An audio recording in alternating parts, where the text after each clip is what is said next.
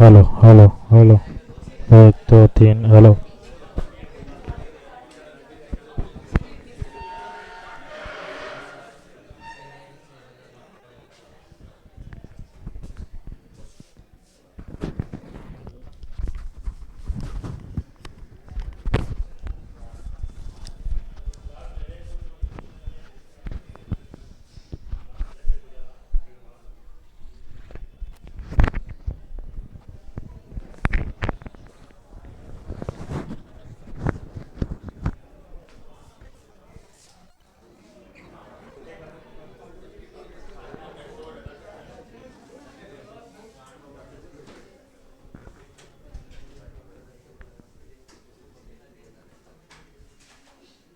आज first time कौन आया है? मतलब कल क्लास में नहीं थे, आज ही?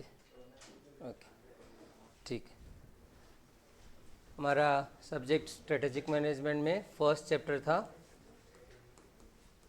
Introduction to strategic management. ये कल स्टार्ट करवाया था, बेसिक कुछ पॉइंट्स कवर किए थे, है ना। इंट्रोडक्शन है, सब्जेक्ट स्ट्रेटेजिक मैनेजमेंट। सबसे पहले एक छोटी सी बात थी, फिर 3-4 पॉइंट के बाद में अपने आज स्टार्ट करते हैं। कल एक इतनी बात बताई थी कि स्ट्रेटेजिक मैनेजमेंट वैसा ही होता है जैसे बिजनेस मैनेजमेंट। तो बिजनेस मैनेजमेंट जो ओल्ड सब्जेक्ट है, बिजनेस मैनेजमेंट, किसी बिजनेस में मैनेजमेंट जब हम करते हैं तो बिजनेस मैनेजमेंट आज की डेट में स्ट्रेटेजिक मैनेजमेंट में कन्वर्ट हो गया। और ये क्यों हुआ? कल बात हुई क्यों हुआ? Because of increased. हाँ, तो बिजनेस मैनेजमेंट हम ओल्ड टाइम में बिजनेस मैनेजमेंट बोल देते थे, आज की डेट में हम strategic management, because of increased competition. तो ये पहली बात थी कि ये फर्स्ट पॉइंट, ठीक है। बिजनेस मैनेजमेंट अब स्ट्रेटेजिक मैनेजमेंट क्यों बन गया? Because of in business competition is very high, और कंपटीशन अगर बहुत ज़्यादा होता है तो कोई भी ऑर्गेनाइजेशन अपने लक्ष्य प्राप्ति, गोल्स अचीवमेंट कैसे करती है, उनको चाहिए स्ट्रेटजी। तो स्ट्रेटेजिक मैनेजमेंट आ गया। तो स्ट्रेटेजिक मैनेजमेंट किसकी देन है? बढ़ते हुए कंपटीशन की वजह से। तो ये एक पहली पॉइंट। दूसरा पॉइंट हमने बात किया कि meaning of management, meaning of management. Management का हमने जब पढ़ा था उसमें एज पर बुक बहुत सारी डेफिनेशन हो सकती है, मैनेजमेंट के अर्थ भी बहुत सारे हो सकते हैं। दो हमने एक बात कही, एक तो कि मैनेजमेंट रेफर्स टू, मैनेजमेंट किसे बताता है? इट रेफर्स टू की ग्रुप। किसी भी ऑर्गेनाइजेशन में समूह में, यानी कि मतलब महत्वपूर्ण महत्वपूर्ण समूह होता है जो डिसीजन लेता है, जिसे आप मैनेजमेंट बोलते हो। की ग्रुप इन ऑर्गेनाइजेशन, किसी भी ऑर्गेनाइजेशन में एक इम्पॉर्टेंट ग्रुप होता है। अच्छे डिसीजन हमेशा समूह में लिए जाते हैं, एक व्यक्ति डिसीजन लेगा तो हो सकता है गलत भी हो जाए। तो जो इम्पॉर्टेंट होते हैं, बोर्ड ऑफ डायरेक्टर मान लीजिए आप टॉप मैनेजमेंट में, वो सब मिलकर डिसीजन लेते हैं। इनके पास डिसीजन लेने का, जिसको आप इन चार्ज बोल सकते हो, कार्यभार, in charge of decision making, जो कंपनी के वेलबींग के लिए, अच्छे फ्यूचर के लिए डिसीजन लेते हैं। तो मैनेजमेंट किसे व्यक्त करता है? की ग्रुप ऑफ इंडिविजुअल्स। और एक और बात बताई थी मैनेजमेंट का मतलब, management is set of inter related functions, inter related functions, set of inter related functions.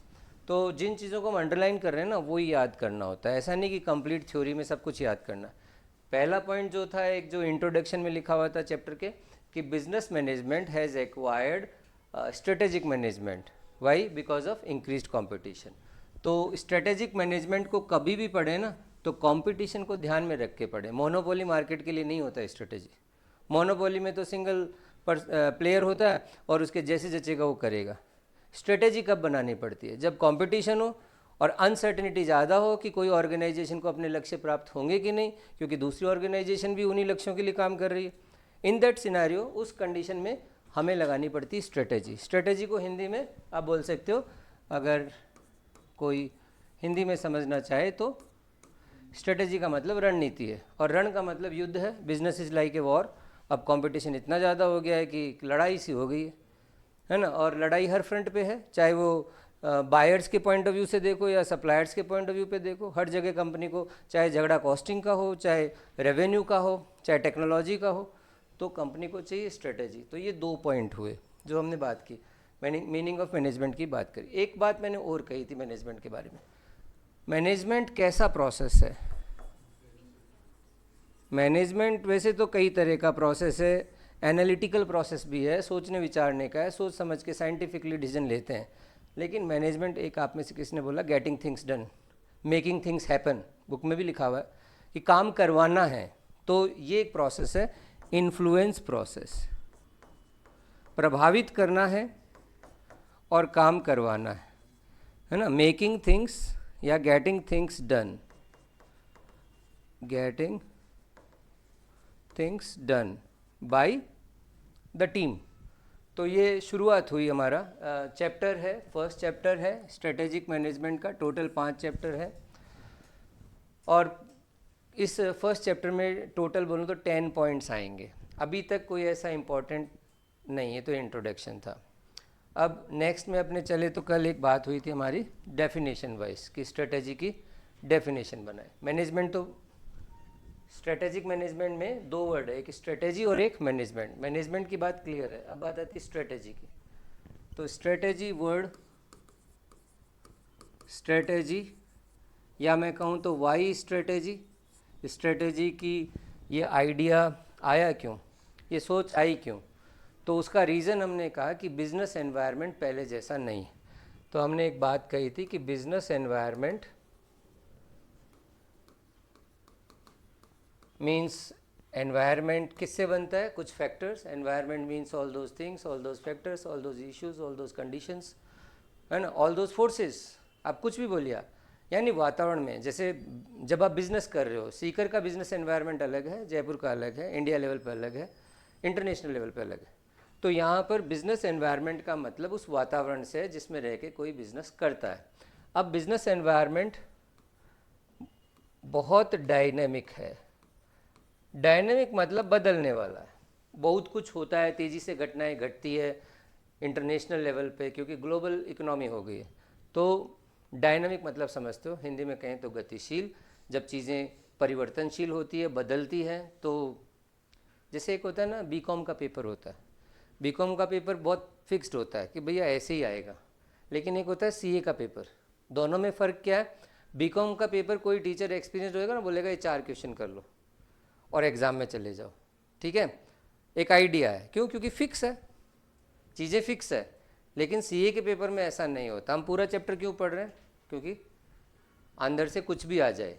तो दोनों में एक फ़र्क हुआ। आपको चाहिए स्ट्रेटेजी, उनको चाहिए प्लानिंग। समझ में आया? बीकॉम का एग्ज़ाम दे रहे हैं तो क्या चाहिए? प्लानिंग। प्लानिंग का मतलब ये 4 क्वेश्चन कर लेना, ऐसे 4 क्वेश्चन तैयार कर। आपको चाहिए स्ट्रेटेजी, ऐसा हो तो क्या करेंगे, वैसा हो तो क्या करेंगे, सारे ऑल्टरनेटिव्स आपके पास होने चाहिए। तो दोनों एग्ज़ाम में फ़र्क है। तो समझ लो, प्लानिंग एक पुराना वर्ड है, जब चीज़ें स्थिर थी, जब चीज़ें फिक्स थी। लेकिन स्ट्रेटेजी एक नया वर्ड। स्ट्रेटेजी किससे लड़ता है? अनसर्टेनिटी से। बीकॉम में कोई अनसर्टेनिटी नहीं है। बोर्ड एग्ज़ाम भी काफ़ी सर्टेन होता है, हम बता देते हैं ये क्वेश्चन कर लो भाई, ये इस तरह से आएगा। तो डायनामिक है एनवायरनमेंट। तो स्ट्रेटेजी क्यों आई? बिकॉज बिजनेस एनवायरनमेंट बहुत डायनामिक है, और डायनामिक होने की वजह से अनसर्टेनिटी बहुत ज़्यादा है। बिजनेस एनवायरनमेंट अनसर्टेन है। दूसरा समझ में और नहीं आता है, कॉम्प्लेक्स। Business environment complex. अब इस वातावरण में आपको काम करके अपने गोल्स अचीव करने, गोल्स अचीव करने, तो इतना आसान नहीं है। तो सबसे पहले, अगर एनवायरनमेंट कॉम्प्लेक्स है तो आपको उसको सरल बनाना पड़ेगा। कैसे? अपनी स्ट्रेटेजी से। अगर एनवायरनमेंट में अनसर्टेनिटी है तो आपको सर्टेनिटी यानी निश्चितता में बदलना पड़ेगा। और अगर एनवायरनमेंट डायनेमिक है, डायनेमिक मतलब चेंज, डायनेमिक क्यों होता है? चेंज, तो भैया बिजनेस को भी होना पड़ेगा चेंज। अब बिजनेस रोज़ाना नई नई चीज़ें सीखता है। अगर मान लो डिजिटल पेमेंट, कल भी बताया मैंने, डिजिटल पेमेंट आया तो डिजिटल पेमेंट सीखा। अगर मान लो वेबसाइट बनानी, वेबसाइट के थ्रू बिजनेस करो। बहुत सारी चीज़ें बिजनेस को सीखनी पड़ती है। तो चेंज बहुत ज़्यादा होने लग गया है तो बिजनेस को भी होना पड़ेगा चेंज। अब इसके इर्द गिर्द ही स्ट्रेटेजी काम करती है। तो स्ट्रेटेजी क्यों चाहिए? तो उसका रीज़न समझ में आ गया, टू रिड्यूस अनसर्टेनिटी, ताकि हम अनिश्चितता से लड़ पाएँ, इसको कम कर पाएँ। और दूसरी बात, टू सिंप्लीफाई यानी सिंपल करें, to simplify the complex environment.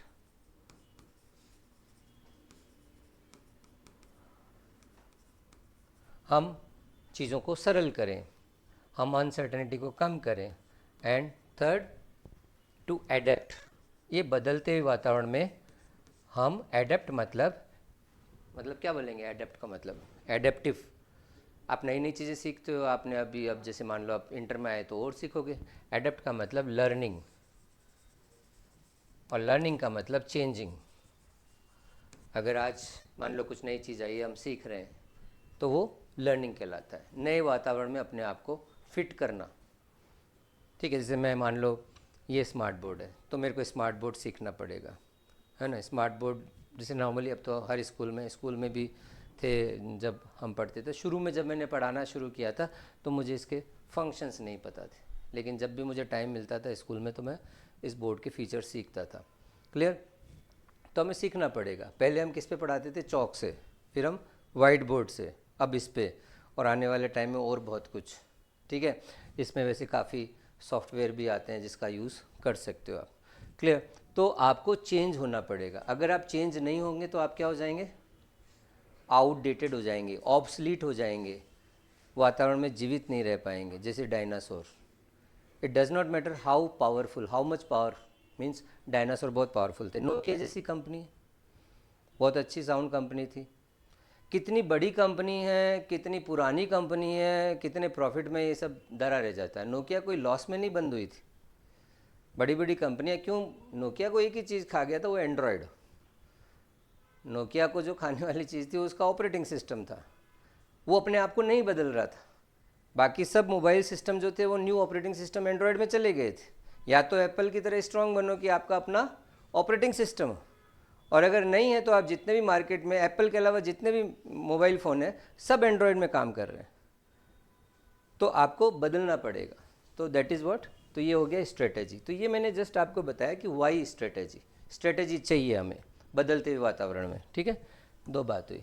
आप देख सकते हो स्ट्रेटेजिक मैनेजमेंट क्यों आया? कंपटीशन बढ़ गया और बहुत सारे प्लेयर आ गए, तो हमें स्ट्रेटेजिक मैनेजमेंट करना, बिजनेस मैनेजमेंट पुराना मैनेजमेंट का एक जनरल, इसमें कोई खास बात नहीं है कि जो डिसीजन लेता है वो, या जो कुछ काम है accounting management, marketing management, finance management, वो ठीक है, उनको बोल दीजिए आप। ये सब रिलेटेड ही हैं, आपस में जुड़े हुए हैं। और फिर स्ट्रेटेजी क्यों आई? अब आपको बनाना पड़ेगा स्ट्रेटेजी की डेफिनेशन, ठीक है। तो स्ट्रेटेजी की डेफिनेशन बनाते हैं। स्ट्रेटेजी की क्या डेफिनेशन हो सकती है? स्ट्रेटेजी की डेफिनेशन कल मैंने आपको बताई थी। तो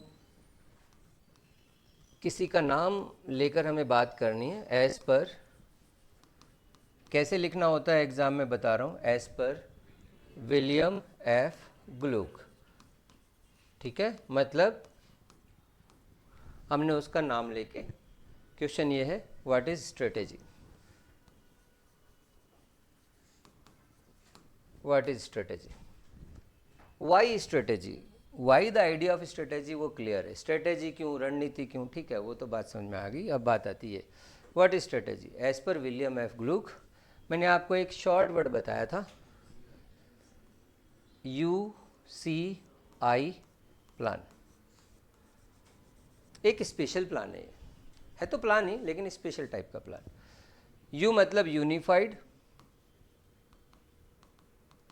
यूनिफाइड का मतलब है सभी चीज़ों को समावेश करने वाला, ठीक है, एकीकृत भी बोल सकते हो हिंदी में, जिसको एक कर देते हैं ना, सब मिलाकर, यूनिफाइड। फिर एक दूसरा वर्ड आता है कॉम्प्रिहेंसिव, कॉम्प्रिहेंसिव,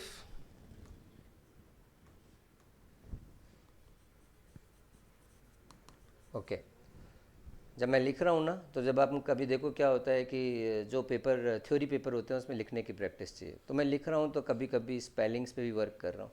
ऐसा नहीं है कि सीए फाउंडेशन में ग्रामर चेक होती है या स्पेलिंग एक्यूरेटली चेक होती है, ठीक है, लेकिन जब आप लिखोगे तो लिखने की प्रैक्टिस हो जाती है कि भाई स्ट्रेटेजी क्या है। एज पर William F Glueck, strategy is, ये strategy is unified, comprehensive and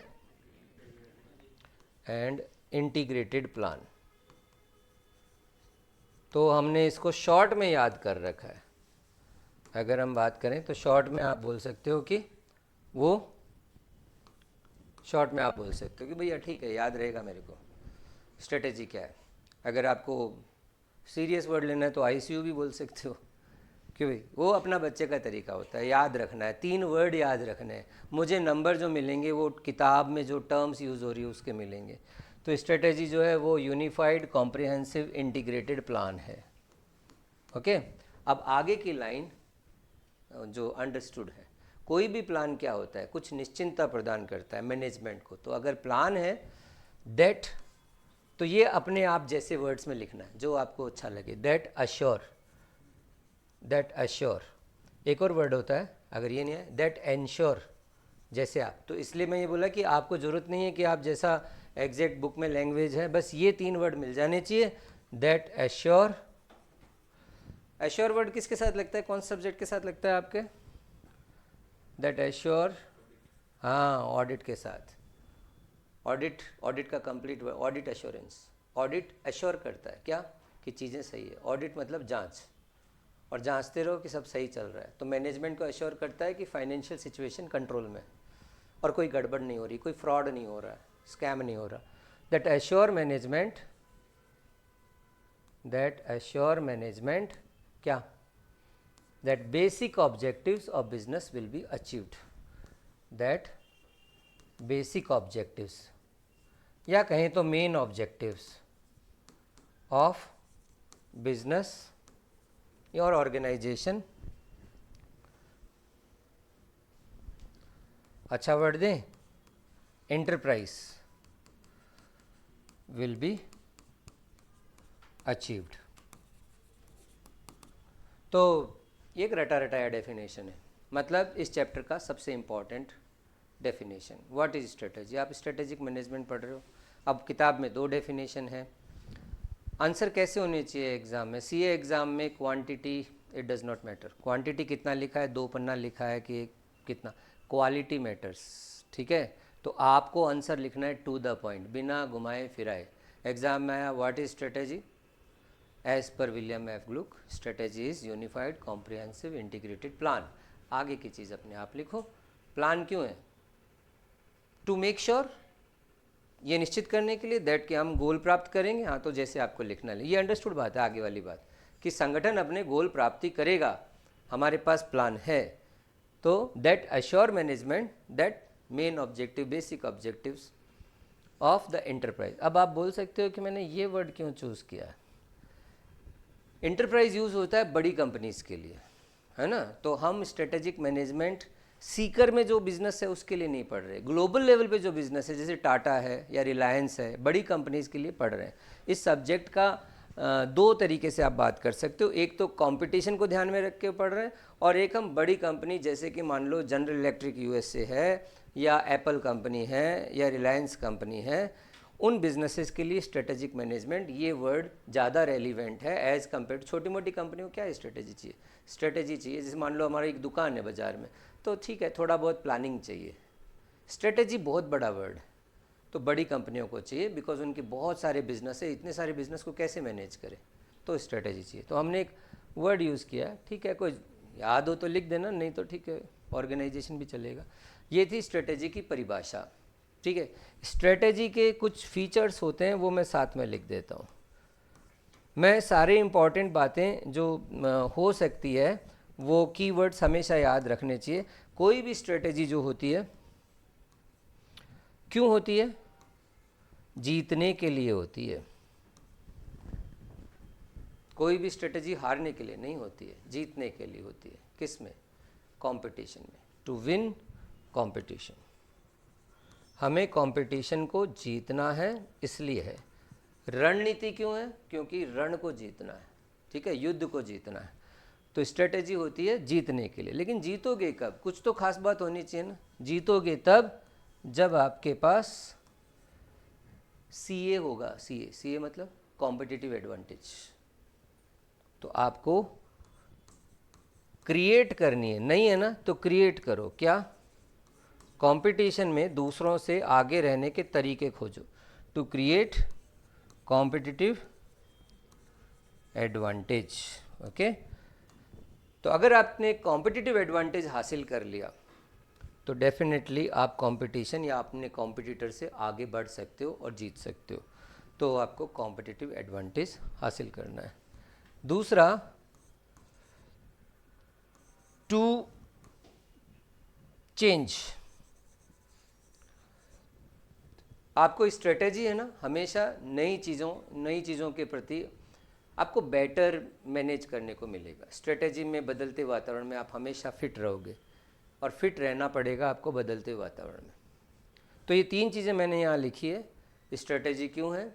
जीतने के लिए, ठीक है। दूसरा, जीतोगे कब? जब आपके पास कॉम्पिटिटिव एडवांटेज होगी। और तीसरा, चेंज। आपको वातावरण बदलता है आपको भी बदलना है, नई चीज़ें आपको भी सीखनी है। तो ये स्ट्रेटेजी का मेन कंसेप्ट। ओके, हमने बुक अभी है नहीं, तो चैप्टर अगर यहाँ पर है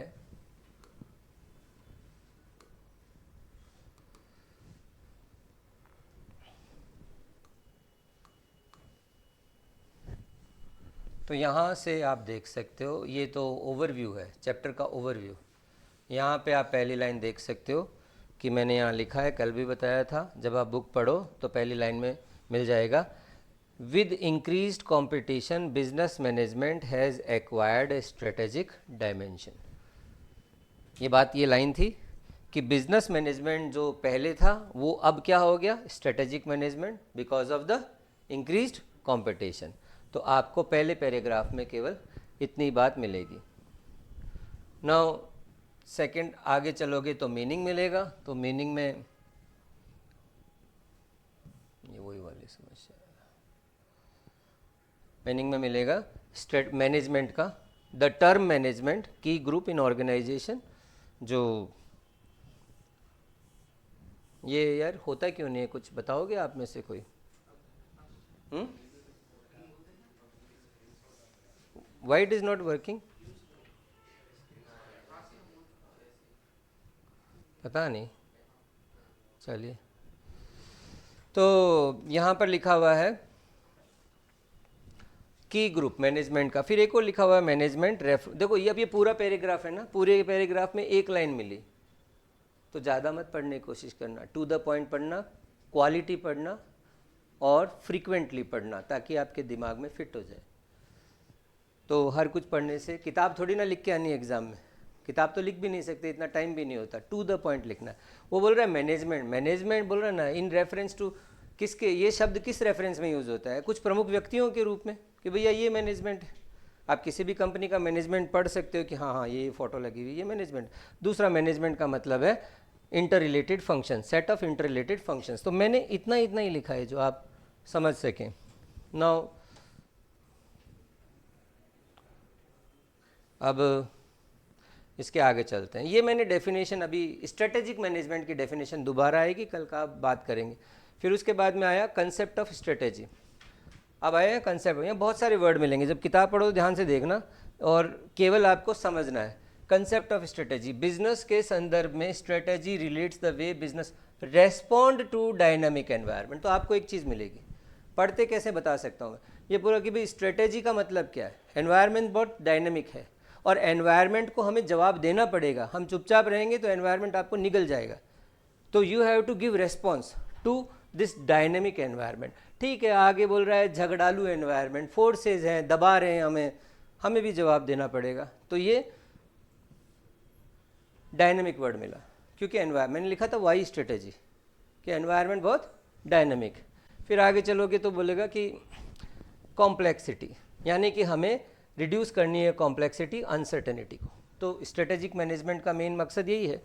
फिर बोल रहे हैं एक डिज़ाइन बनानी। फिर आगे आए स्ट्रेटेजी एक लॉन्ग रेंज ब्लूप्रिंट है। लॉन्ग रेंज ब्लूप्रिंट मतलब प्लान, एक लॉन्ग रेंज प्लान है, दूर की सोच है, छोटी मोटी सोच नहीं है। स्ट्रेटेजी बहुत बड़ा वर्ड है। कहाँ पे बनता है ये मैनेजमेंट के?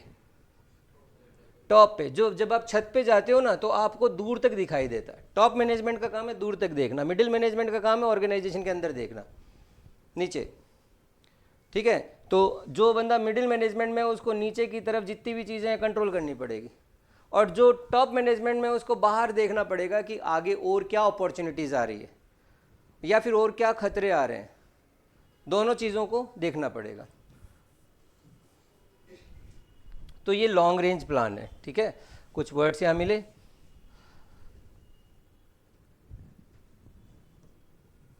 देन इसके बाद में बात हो रही है, ये दो डेफिनेशन आई। दो डेफिनेशन में हमने कौन सी याद करी? ये वाली। विलियम एफ ग्लुक के अनुसार स्ट्रेटेजी क्या है? Unified comprehensive. तो हमें कुछ याद करना था, तो हमने कहा एक तो यूनिफाइड, एक कॉम्प्रिहेंसिव, एक इंटीग्रेटेड प्लान, बस दैट्स ऑल। ये लाइन दिख रही है आपको इतनी सी, ये विलियम एफ ग्लुक। ये आगे की बात अंडरस्टूड है, सारा मत याद करो, लोड ज़्यादा पड़ता है। कि स्ट्रेटेजी क्या बोले? यूसीआई प्लान है, यूनिफाइड कॉम्प्रिहेंसिव इंटीग्रेटेड प्लान है, जो सुनिश्चित करता है कि बिजनेस अपने उद्देश्य हासिल करेगा। अब इसको इंग्लिश में लिखना है, सिंपल वर्ड्स में लिख दो, that assure business that objectives will be achieved. तो ये अपना डेफिनेशन पार्ट हुआ। आगे बढ़े तो आगे आते हैं स्ट्रेटेजी। ठीक, अब एक वर्ड मिला, अच्छा वर्ड। स्ट्रेटेजी है ना बहुत फ्लेक्सिबल होती है। ध्यान रखें, प्लान और पॉलिसी फ्लेक्सिबल नहीं होती। स्ट्रेटेजी की खासियत होती है, स्ट्रेटेजी की खासियत होती है फ्लेक्सिबल होती है। क्लियर?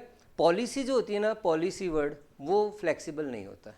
अगर कंपनी ने कुछ पॉलिसी बना रखी है, क्या, जैसे मैं स्कूल से आ रहा हूँ, मुझे यूनिफॉर्म, मुझे जाना है यूनिफॉर्म में, नो फ्लेक्सिबिलिटी, कोई कारण नहीं गिना सकता, जाना ही पड़ेगा। अगर वो पॉलिसी है कि भैया स्कूल में कैसे आना है, कैसे पढ़ाना है, क्या है, एंट्री करनी है, अटेंडेंस लगानी है, ये सब पॉलिसी है, there is no compromise. But strategy is very flexible.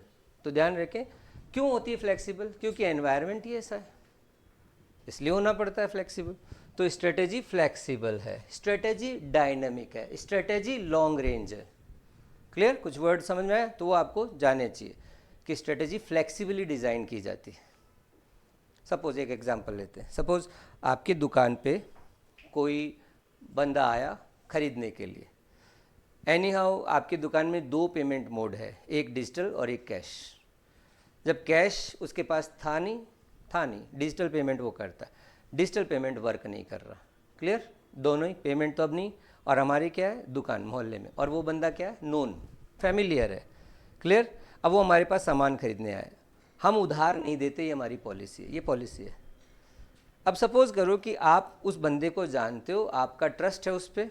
अब या तो अगर आप इस पॉलिसी पे अड़े रहे तो क्या होगा, वो ग्राहक चला जाएगा। तो मुझे क्या होना पड़ेगा थोड़ा, वो बोल रहा है कि मैं आपको घर जाके पेमेंट कर दूंगा या कैश कल दे दूंगा, तो हम क्या होता है, दुकानदार को क्या होना पड़ता है, अदरवाइज उसका जो गोल है ना कि सामान बेचना, वो हो नहीं पाएगा। क्लियर? और अगर हम पॉलिसी पे अड़ जाएं तो नहीं, कि हम तो नहीं बेचेंगे, उधार नहीं देते। तो स्ट्रेटेजी काफ़ी कुछ रियलिस्टिक होती है, वास्तविकता से परिपूर्ण होती है कि हमें हमारे लक्ष्य हासिल ही करने हैं, तो थोड़ा बहुत फ्लेक्सिबिलिटी चाहिए उनको। पहले पुराने ज़माने की तरह नहीं है कि भैया बिल्कुल ही नहीं। क्लियर? पहले के घरों में जैसे चप्पल अलाउ नहीं, घर में ये नहीं, वो नहीं, ऐसे करो, बहुत ज़्यादा स्ट्रिक्ट एनवायरनमेंट होता। अब क्या हो गया, फ्लेक्सिबल हो गया। तो आप समझ गए, नए ज़माने की ज़रूरत है, फ्लेक्सिबली डिज़ाइंड है, तो ये वाला वर्ड भी काम का है। अब आगे बोल रहा है कि ठीक है, ये जो चीज़ें आपको यहाँ पर लगे कि भाई ये काम की हो सकती है, तो वो आप बुक में अंडरलाइन कर सकते हो। देन उसके बाद में एक लाइन है ना, जो मैं आपको समझा देता हूँ। बुक है नहीं, अदरवाइज़ मैं अंडरलाइन करवा दिया करता हूँ, ये वर्ड भी अंडरलाइन करवा दिया करता हूँ। अब यहाँ पे एक लाइन आई है, ये एग्जाम में पूछी हुई लाइन है, पढ़ो इसको क्या लिखा हुआ है। इंपॉर्टेंट टू नोट, किताब वाला खुद ही बोल रहा है इंपॉर्टेंट टू नोट, और मैं हूं पढ़ने वाला, और मैं इस लाइन को बिल्कुल भाव नहीं दूं तो और एग्जाम में आ जाए तो इसका मतलब किताब वाला खुद ही कह रहा है इंपॉर्टेंट। एक तो किताब में जो बोल्ड लिखा हुआ है तो समझ लो किताब वाला आपको हिंट दे रहा है कि इंपॉर्टेंट है, और एक अगले ने लिख दिया है इंपॉर्टेंट। तो किताब पढ़ना है, ढंग से पढ़ना है। हाँ, सब कुछ तो नहीं पढ़ने को बोल रहा, लेकिन हाँ मैंने वो पूरा टॉपिक है कवर कर रहा हूँ, जो जो चीज़ें। Important to note that the strategy is no substitute. ये चीज़ हमें नोट करनी चाहिए कि स्ट्रेटेजी एक मैनेजमेंट का सब्सटीट्यूट नहीं है। क्लियर? सुन ली बात? ये बात क्या है, एग्जाम में क्या है, strategy is not a substitute of management. मान लीजिए आपके पास स्ट्रेटेजी है, क्लियर, तो क्या मैनेजमेंट को भगा दें, जरूरत नहीं है उसकी? क्वेश्चन कुछ ऐसा है, क्या स्ट्रेटेजी मैनेजमेंट का सब्सटीट्यूट हो सकती है? चलो इसको सिंपल वे में समझा देता हूँ। मान लो कोई बच्चा है, बोले कि सर मुझे है ना एसएम पढ़नी है लेकिन टाइम नहीं है। मैंने कहा ठीक है, तू ये नोट्स ले ले और पढ़ लेना। मतलब मैं अगर आपको एकदम इंडिया के टॉप क्लास नोट्स दे दूं तो क्या टीचर की जरूरत नहीं? बताओ क्यों है जरूरत? नोट्स है ना आपके पास, पढ़ लो। मैंने ये भी कह दिया इसी में से ही आएगा। फिर देखो मैनेजमेंट की जरूरत क्यों है। देखो स्ट्रेटेजी जो होती है, आज कोई स्ट्रेटेजी, आपने कोई कंसल्टेंट, आपकी कंपनी ने किसी से सलाह ली कंसल्टेंसी से, उसने स्ट्रेटेजी बना के दे दिया, चलो बढ़िया है, स्ट्रेटेजी बना के दे दिया, आज की डेट में वो एकदम फिट है, आज की डेट में एकदम फिट है, ठीक है। लेकिन क्या हमेशा वैसा ही रहेगा? कल वैसा ही होएगा? वो तो आज की डेट तक का था, कल वैसा ही होएगा? नहीं ना। एनवायरनमेंट कैसा है? डायनेमिक। तो जो जो चीज़ें पहले से होती आई है, जैसी होती आ रही थी वैसी हो गई जब, तो ठीक है। कुछ नया हो गया तो तब चाहिए मैनेजमेंट, क्योंकि स्ट्रेटेजी हर क्षण बदलती है। एनवायरनमेंट बदल रहा है, न्यू सिचुएशन आ गई, तो न्यू सिचुएशन आ गई तो हाथों हाथ स्ट्रेटेजी। तो यही बात उसका जवाब है। ये मैनेजमेंट का good strategy is not a replacement of management. Management is always required because the environment is highly dynamic. Environment changing है, एनवायरनमेंट में नई नई घटनाएं घटती है। अगर न्यू सर्कमस्टांसेस, नई परिस्थितियां आ गई तो हमें स्ट्रेटेजी को क्या करना पड़ेगा? मॉडिफाई करना पड़ेगा ज़रूरत के हिसाब से। मैंने एक वर्ड बोला ना, स्ट्रेटेजी में चेंज, बदलना पड़ेगा नई परिस्थितियों के अनुरूप। क्लियर? तो ये वर्ड यहाँ पे था, और इसका आंसर भी यहीं पर ही है। जो अगर आप आंसर देखोगे तो वो भी यहीं मिलेगा। आप देखो यहाँ पे, it must be recognize that strategy can never be perfect. कोई भी स्ट्रेटेजी परफेक्ट नहीं होती है। क्योंकि परफेक्ट क्यों नहीं होती? परफेक्ट तब होती जब चीज़ें वैसी ही रहनी थी, जैसे 2 + 3 = 5, वो हमेशा ही होना है, लेकिन वैसा होता नहीं है, चीज़ें बदल जाती है।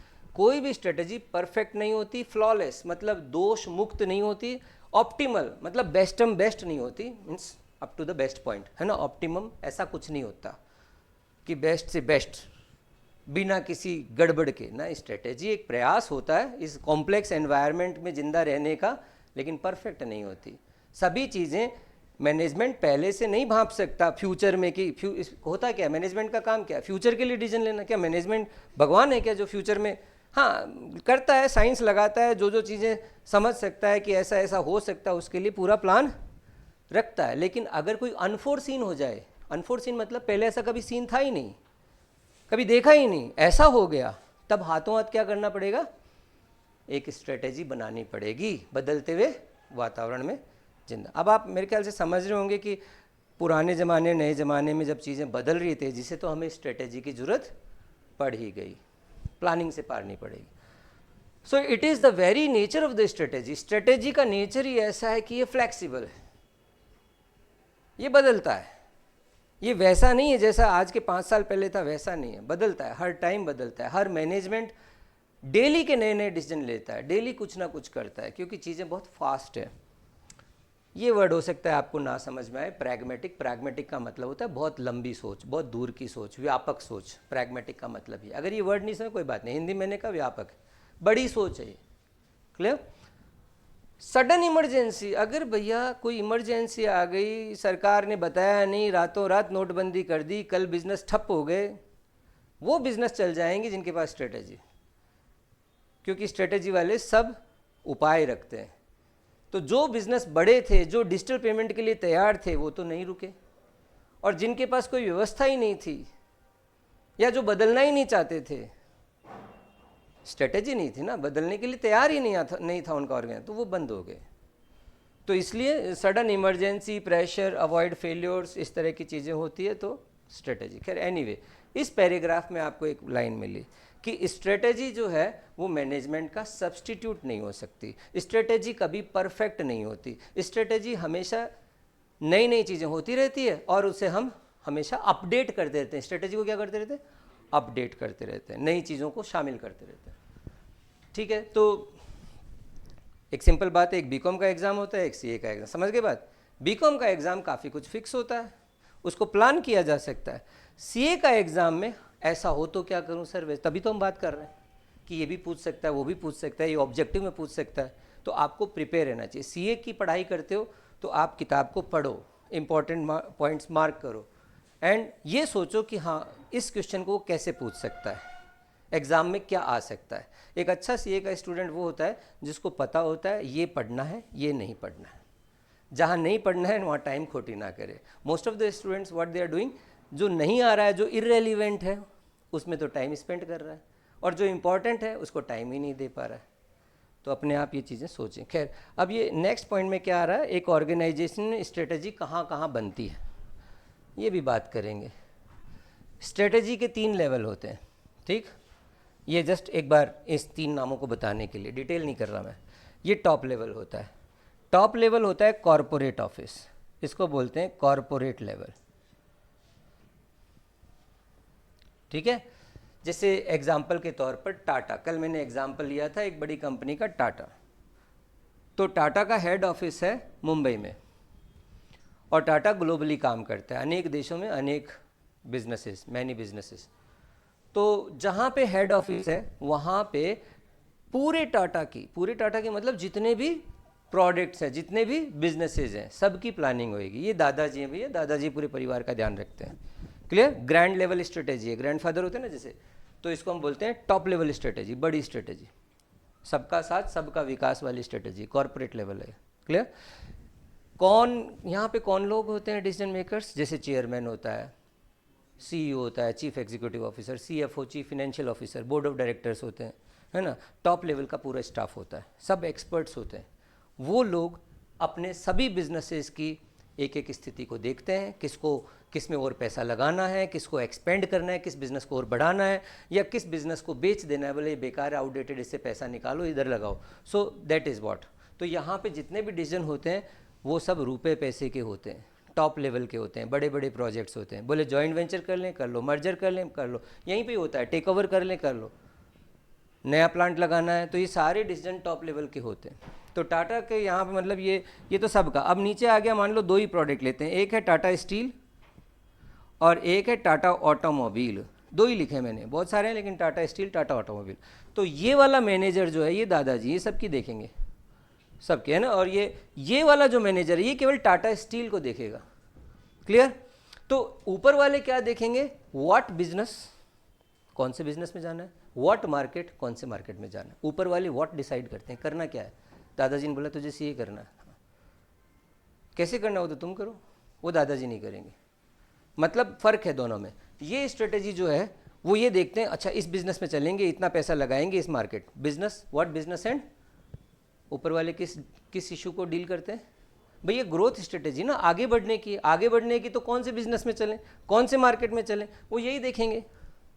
व्हाट तक इतना पैसा लगाएंगे, इतना प्रॉफिट कमाएंगे। इन्होंने पकड़ा इस आदमी को, बोले स्टील में जाएंगे, स्टील में हम इतना पैसा लगाने को तैयार है, हमें इतना प्रॉफिट चाहिए, इतना इन्वेस्टमेंट है, इतना रिटर्न चाहिए। इन्होंने ऊपर कैलकुलेशन कर ली। ये बंदा बोलता है ठीक है हो जाएगा, डन, बोले आ जाओ। ये कौन है? ये बिजनेस लेवल मैनेजर है। तो ये सेकंड स्ट्रेटेजी कौन सी है? Business level. अब थोड़ा बहुत आप पढ़े हो पहले से। जब भी हम ऊपर से नीचे जाते हैं, जैसे चैप्टर का आप सबसे पहले बुक देखते हो तो सबसे पहले मिलेगा सिलेबस, चैप्टर के नाम, तो नाम हो गए, ये तो नाम पढ़ लिए। लेकिन डिटेलिंग में जैसे जैसे आप नीचे जाओगे ना, माइक्रो लेवल, जैसे जैसे ऊपर जाओगे मैक्रो लेवल। अरे क्लियर, माइक्रो लेवल मतलब नीचे वालों को रखना होता है पाई पाई का हिसाब। कई बार हम पूछते हैं बेटा एफिशिएंसी कहाँ का वर्ड है, नीचे वालों का। एफिशिएंसी नीचे वालों का। एक्यूरेसी कहाँ का वर्ड है, नीचे वालों का। यहाँ पे चीज़ें एक पाई पाई का हिसाब। ऊपर वाले बात करते हैं लमसम में, करोड़ों में। 500 करोड़ का प्रोजेक्ट है, वैसे थोड़ी नहीं बोलेगा 500 करोड़ 36 लाख, ऐसे थोड़ी नहीं बोलने वाला है, लमसम में बात करते हैं वो। तो ये सब चीज़ें आप बिजनेस में समझते हो। तो यहाँ पे आए बिजनेस लेवल। तो ये वाला जो बंदा है ये क्यों बात करेगा ऑटोमोबाइल की, ये किसको देखेगा, टाटा स्टील। तो ये स्टील इंडस्ट्री में, स्टील इंडस्ट्री, अब मैंने क्या वर्ड यूज़ किया, ये अकेला तो है नहीं टाटा, और भी है। मान लो 5 प्लेयर है स्टील में, तो इसको बोला कि तुम कर दोगे काम, बोला कर दूंगा। तो ये कैसी स्ट्रेटेजी बनाएगा, जीतने वाली। भाई इंडियन क्रिकेट बोर्ड ने तो टीम सेलेक्ट करी, भैया तुम 11 प्लेयर जाओ खेलो, जीतने वाली स्ट्रेटेजी कौन बनाएगा, कैप्टन एंड कोच। अरे कोच एंड कैप्टन बनाएंगे, क्लियर। तो यहाँ पर इसको बिजनेस लेवल पे कभी क्वेश्चन पूछे कि कॉम्पिटिटिव स्ट्रेटेजी कौन बनाता है, कॉम्पिटिटिव मतलब कंपटीशन में जीतने की, ये बनाएगा। ये है वो मैनेजर। इसको व्हाट प्रोडक्ट, बोले स्टील, हाउ, कैसे करोगे हम, बोले मैं देख लूँगा हाउ। तो ये वाला जो है वो हाउ को डील करता है, how to win the match, how to win the competition, ठीक है। अब फिर और नीचे आएंगे ना तो आ जाएगा फंक्शनल लेवल। क्या आ गया, ये बस छोटा सा बताया मैंने अभी, थोड़ी सी बात। अब इस टाटा स्टील का जो मैनेजर है उसके नीचे टाटा स्टील का finance department, accounts department, marketing department, production department, ये क्या है, इनको क्या बोलते हैं, प्रोडक्शन, मार्केटिंग, क्या है, फंक्शंस। तो मान लो ये है टाटा स्टील के नीचे फाइनेंस एंड अकाउंट्स का मैनेजर, कौन है ये टाटा स्टील का मैनेजर, और ये टाटा का सीईओ। इसको तो पूरे टाटा को देखना भाई साहब, ठीक है। जैसे देश के प्रधानमंत्री को देश के किसी भी कोने में कुछ भी हो रहा है देखना है, क्योंकि वही है सबसे बड़े व्यक्ति, पूरे देश को देखने वाले, है ना। और फिर वो राजस्थान का मुख्यमंत्री, उसको केवल राजस्थान को देखना भाई, और सीकर के कलेक्टर को केवल सीकर को देखना भाई। तो बात ये कि जैसे जैसे नीचे आ रहे हैं हम, तो इसको तो सबको देखना है। और ये जो है अपने बिजनेस को देखेगा, ये बिजनेस लेवल स्ट्रेटेजी। और फिर और नीचे आओगे तो क्या है, ये मान लो फाइनेंस एंड अकाउंट्स का व्यक्ति है, मैनेजर, ये अपना काम देखेगा। ये क्यों मार्केटिंग के चक्कर में पड़ रहा है, ये नहीं पड़ेगा मार्केटिंग के चक्कर में, ये प्रोडक्शन के चक्कर में, ये अपना काम देखेगा। मार्केटिंग वाला अपना देखेगा, प्रोडक्शन वाला अपना देखेगा, क्लियर। तो ये फंक्शनल लेवल मैनेजर्स। तो स्ट्रेटेजी के कितने लेवल हुए, 3 लेवल हुए। 3 तो याद हुए ना अपने को। एक तो क्या है, आप बिजनेस लेवल बोलो या डिविजनल लेवल बोलो, एक ही बात है, business level, divisional level, and the third is the functional level. तो 3 लेवल होते हैं स्ट्रेटेजी के, top level, middle level and lower level, ठीक है। अब ये बात मैं अभी करूँगा, ये जो कॉर्पोरेट स्ट्रेटेजी थोड़ा। अब एक जो सबसे इम्पोर्टेंट आज की बात अपने जहाँ पर हो सकता है एंड भी हो जाए, ये वाली लाइन है ना, मोस्ट इम्पॉर्टेंट लाइन।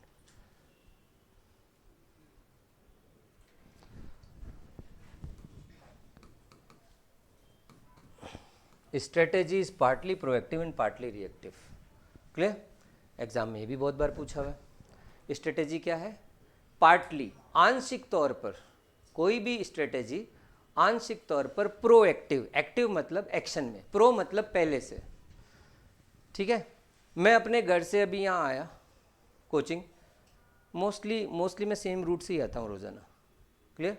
पहले से ही तय है कि मैं इस रूट से जाऊँगा, जो मुझे बेस्ट लगता है इस रूट से। लेकिन मान लो कोई दिन उस रूट पे जाम लगा हुआ है, जिस रूट से मैं आता हूँ यूजुअली जो बेस्ट रास्ता है, जाम लगा हुआ है, उससे नहीं जा सके, लेट हो जाएगा, तो फिर मुझे क्या करना पड़ेगा, हाथों हाथ। मान लो मैं जिस रास्ते से घर से निकला रोज़ाना यहाँ आने के लिए, उसमें कोई दिन मुझे नहीं पता था, जाम लग गया, अचानक लग गया, या कोई एक्सीडेंट हो गया, मैनी अदर रीजंस, वो रुक गया रास्ता, तो फिर मुझे क्या करना पड़ेगा, हाथों हाथ एक रिएक्टिव स्ट्रेटेजी बनानी पड़ेगी। रिएक्टिव समथिंग, कुछ ऐसा हुआ जो मैंने सोचा नहीं था। जैसे आप एग्जाम में जाते हो ना, तो 80% आप वैसा ही करते हो जैसा आप पहले से याद करके गए हो। ये क्वेश्चन था, इसका ये जवाब है, पहले से तय है, लिख दिया। 20% ऐसा हो सकता है, बोले यार ये कहाँ से आ गया, ये कहाँ से है, ये कौन से टॉपिक से है, ये कुछ नया सा लग रहा है, ऐसा तो कभी पढ़ा ही नहीं था, मतलब क्लास में बात ही नहीं हुई थी, तब हाथों हाथ आपको आंसर देना पड़ेगा, उसी समय आपको सोचना पड़ेगा। क्लियर? तो एग्ज़ाम भी ऐसा है। फिर बोल रहा हूँ बीकॉम एग्ज़ाम पूरी तरह से प्रोएक्टिव होता है। प्रोएक्टिव मतलब प्लान्ड, प्रोएक्टिव का मतलब प्लान, जैसा सोचा था, जैसी योजना थी वैसा ही हो गया, प्रोएक्टिव। रिएक्टिव मतलब एडेप्टिव, एडेप्टिव मतलब नई परिस्थिति आई और हम उसको मैनेज करके निकल गए आगे। तो स्ट्रेटेजी कोई भी होती है पार्टली क्या होती है, प्रोएक्टिव यानी कि प्लान्ड।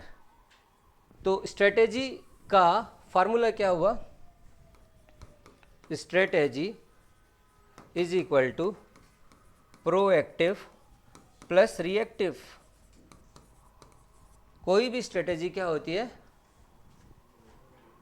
प्रोएक्टिव। काफ़ी कुछ हम वैसा ही करते हैं, दिन शुरू होता है वैसा ही करते हैं, जैसा रोज़ाना प्लानिंग रहता है वैसा ही करते हैं। कभी कभी कुछ नया हो जाता है तो हम कुछ हाथों हाथ डिसीजन लेना पड़ता है, बोले अब क्या करें, बोले यार आज तो मोटरसाइकिल पंचर है,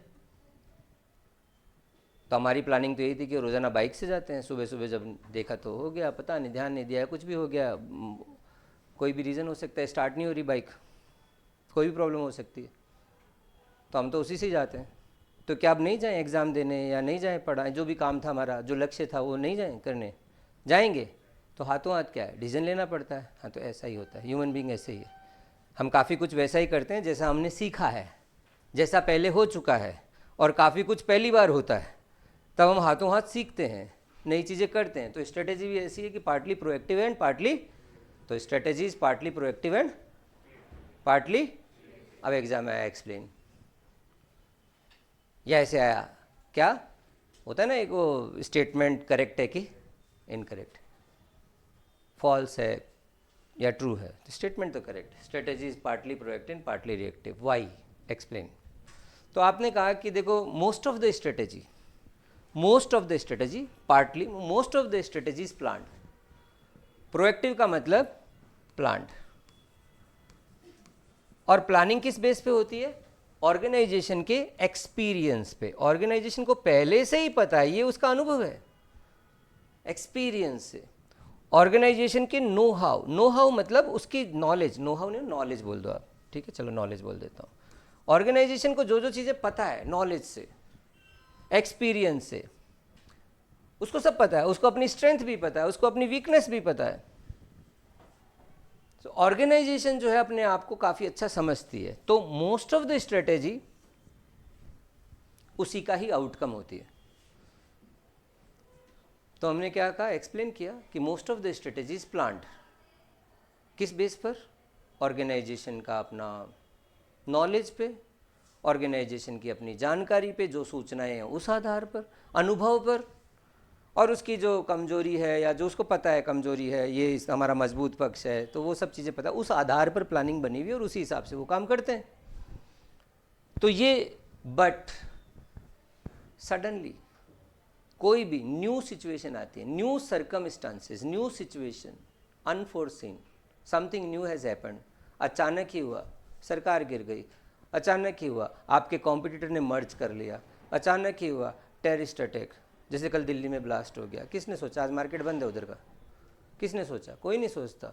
तो कहने का अर्थ ये है कि इस तरह की जो सिचुएशन होती है, तो उसमें हमें जब कुछ जो हमने सोचा ही नहीं था, जो हमारे यार ये तो पता ही नहीं था, अब किसको पता है कि कहाँ क्या होएगा, है ना, तो जब कुछ ऐसी चीज़ हो जाती है जो हमारी नॉलेज में ही नहीं है, तो हमें इमीडिएटली क्या करना पड़ता है, मैनेज करना पड़ता है। Reactive strategy, reactive strategy is nothing but adaptive strategy. Question है ये पीछे, रिएक्टिव क्या होता है, भाई नई परिस्थितियों में मुझे तो फिट रहना है ना, एडेप्ट करना है, अगर ये रास्ता बंद है तो अपने आप को इस हिसाब से इधर दूसरे रास्ते से जो बेस्ट लगता है वो उधर से चलो, तो एडेप्टिव। क्लियर? तो ये रिएक्टिव स्ट्रेटेजी होती है। देखो प्रोएक्टिव तो होती है प्लान्ड, साफ साफ बोल रहा हूँ, प्रोएक्टिव कैसी होती है, पहले से सोची। रिएक्टिव होती है एडेप्टिव, नई सिचुएशन में हम अपने आप को एडजस्ट कर लेते हैं। क्लियर? तो ये अच्छा क्वेश्चन है। अब कुछ थोड़ा बहुत आज का यहाँ रोकते हैं और कुछ क्वेश्चन देखते हैं, किस तरह के क्वेश्चन हमें देखने को मिलेंगे। चैप्टर एंड पे चलते हैं। इजी है, सब्जेक्ट इजी है, बस क्लास में पढ़ना है। मैं तो ये भी नहीं कहता घर जाके क्या आपको देखो याद क्या करना है, उसके नोट्स हैं, कुछ लिखने की ज़रूरत नहीं, बुक से ही बने हुए हैं, एकदम टू द पॉइंट नोट्स हैं, मोबाइल पे आप डाउनलोड कर सकते हो, लिंक मैं आपको दे दूंगा, ठीक है।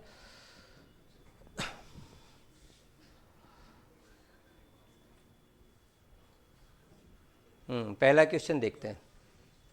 अगर कोई का नहीं भी पढ़ा हुआ, कोई क्लास में नहीं आया तो भी ट्राई मार सकता है, मतलब इसमें कोई ऐसा नहीं है कि बहुत बड़ा ज्ञान चाहिए। क्वेश्चन पढ़ना है, ऑब्जेक्टिव क्वेश्चन कैसे करते हैं, क्वेश्चन पढ़ना है, चारों ऑप्शन पढ़ना है, डिसीजन लेने की जल्दबाजी नहीं होनी चाहिए। जो बच्चे ऑब्जेक्टिव करते हैं, पहली चीज़ बताता हूँ, जजमेंट जल्दी नहीं लेते, क्वेश्चन पूरा पढ़ो, पूरा समझो, ऑप्शन सारे पढ़ो और बेस्ट आंसर चूज़ करो। ऐसा भी होता है कई बार 4 ऑप्शन चारों सही मिलेंगे, आपको क्या करना है, बेस्ट ऑप्शन चूज़ करना, आपको एक ही आंसर चूज़ करना है ना, बस।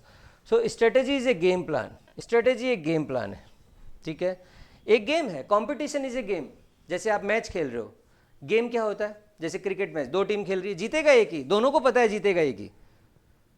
सो game is a competition, game plan मतलब कंपटीशन का प्लान है, जीतेगा एक ही। क्या लेनी है, पोजीशन लेनी है, एडवांटेजियस पोजीशन लेनी है, आगे बढ़ना है। तो क्या बोल रहा है, क्या मार्केट पोजीशन, हाँ आपकी मार्केट पोजीशन को स्ट्रांग करो, एक ऐसा गेम प्लान कि आपके कॉम्पिटिटर से आपकी बाजार स्थिति, financial situation, market situation, brand value सब अच्छी हो, तो आपको बिल्कुल मार्केट पोजीशन लेनी है। ये मुझे कोई गलत नहीं लग रहा, सही बात है, गेम प्लान में आगे बढ़ना है। तो ये बोल रहा है सेटिस्फाई करना है, भैया कंपटीशन में तो सबसे इंपॉर्टेंट सबसे पहले ही होता है टू सेटिस्फाई कस्टमर। कोई भी स्ट्रेटेजी है ना, बोले ये क्यों, बोले टू सेटिस्फाई कस्टमर। स्ट्रेटेजी का मतलब ही कस्टमर सेटिस्फैक्शन है, क्योंकि कंपटीशन का गेम जिताता कौन है, कस्टमर, ठीक है। तो हमें नए ग्राहक बनाने हैं, अट्रैक्ट करने हैं, दूसरी कंपनी के भी ग्राहक तोड़ने हैं, उनको अट्रैक्ट करना है एंड अट्रैक्ट नहीं करना है। हाँ, अट्रैक्ट करना, मान लो आपने किसी ग्राहक तोड़ लिया वो तो ठीक है, लेकिन you have to keep satisfy, ऐसा नहीं हो कि वह संतुष्ट हो जाए, नुकसान हो जाएगा। सो और इस डायनेमिक एनवायरनमेंट को संभालना है, रेस्पॉन्ड, जवाब देना है। तो आप जब पढ़ाई करते हो तो केवल पढ़ाई नहीं, क्वेश्चन भी ट्राई करो, इसलिए बीच में रोक के मैंने यहाँ पे, तो क्या आंसर आया इसका, ठीक है, ओके। मैं 3-4 क्वेश्चन लूँगा जो भी आपने पढ़ा अभी तक, तो फिर आपको ये पता चलेगा कि सब्जेक्ट का डिफिकल्टी लेवल क्या है। Which of the following is correct, strategy is always pragmatic.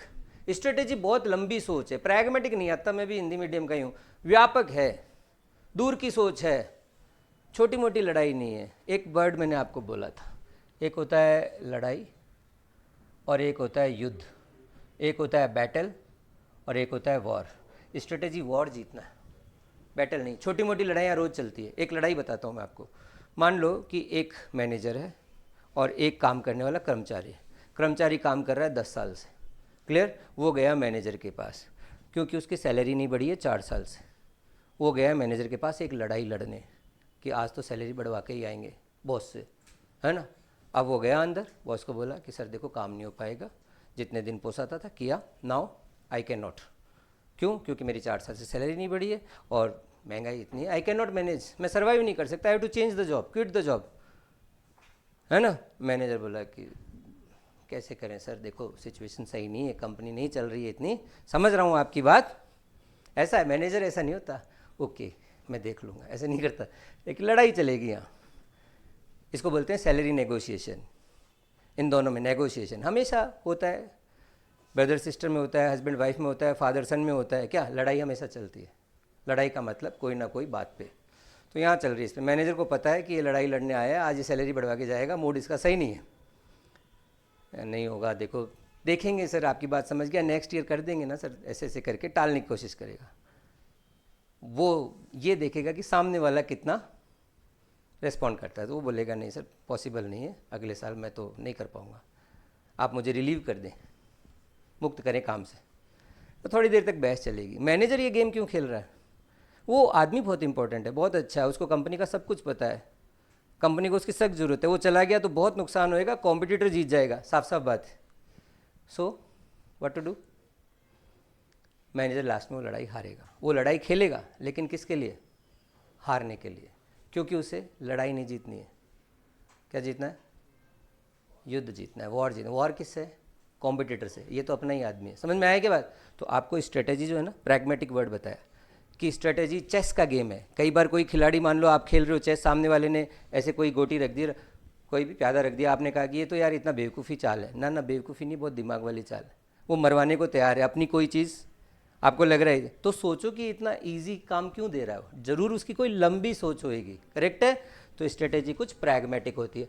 Words पकड़ना, थोड़ा आपकी लैंग्वेज, सभी चीज़ें सुधरनी चाहिए। फ्लेक्सिबल होती है, not flexible. Okay, strategy is always, यहाँ तक तो सही था, लेकिन बोल रहा है फ्लेक्सिबल नहीं था, है ना? तो इसलिए ये तो करेक्ट नहीं है। फिर बोल रहा है strategy is not always perfect, ये एकदम सही बात है अभी। लेकिन मैंने डिसीजन, देखो यहीं पे पूरा और पढ़ लो, मैं श्योर हो जाऊं कि बाकी 3 गलत है। ये क्यों गलत है? बिकॉज ये तो बात गलत है। स्ट्रेटेजी इज ऑलवेज परफेक्ट, ये तो अपोजिट है, ये कैसे हो सकता है? Strategy is always flexible but not pragmatic, no, both flexible and pragmatic, ये भी गलत है। तो फिर आई एम सेटिस्फाइड कि आंसर इसका बी है। नाउ थर्ड, स्ट्रेटेजी कैसी होती है? Proactive, reactive, blend. ब्लेंड मतलब मिक्स, ब्लेंड करना मतलब मिक्स, मिक्स है, थोड़ा प्रोएक्टिव थोड़ा रिएक्टिव। तो इसका आंसर क्या हो गया? सी। अब अगला क्वेश्चन, स्ट्रेटेजी क्या होती है? रिएक्टिव स्ट्रेटेजी क्या होती है? मैंने कहा प्रोएक्टिव तो प्लांट होती है और रिएक्टिव एडेप्टिव होती है। क्लियर होगी बात? Next, formulation of strategy. अब यहां से थोड़ा क्वेश्चन अलग तरह के शुरू हो गए, जो मैंने इतनी बात की नहीं, वो मैंने बात नहीं की। हमने अभी 4 क्वेश्चन तक की बात की। क्लियर है? तो क्लास में जितना आपको समझ में आए, नोट्स तो हमें एकदम टू द पॉइंट याद करने ही है, बाकी समझना है।